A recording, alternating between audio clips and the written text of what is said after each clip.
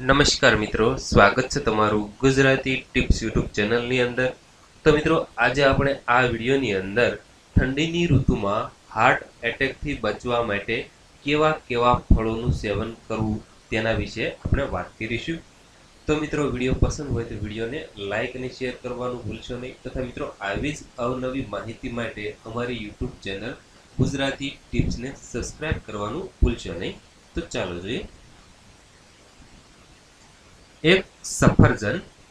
સફરજન એવું ફળ છે જે કોઈ પણ ઋતુ માટે સૌથી સારું માનવામાં આવે છે.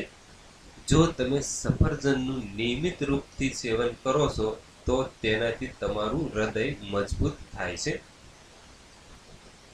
નંબર 2, સંતરા. સંતરાની અંદર વિટામિન સી ભરપૂર માત્રામાં મળે છે. તેના સેવનથી રોગ પ્રતિરોધક ક્ષમતામાં પણ વૃદ્ધિ થાય છે. જો તમે દરરોજ સંતરાનું સેવન કરશો તો તમારું હૃદય પણ મજબૂત બનશે.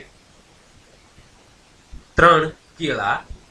કેળામાં ફાઇબર ભરપૂર માત્રામાં હોય છે અને સાથે સાથે વિટામિન સી અને પોટેશિયમ પણ હોય છે, જે આપણા બ્લડ પ્રેશરને બરાબર બનાવી રાખવામાં મદદ કરે છે.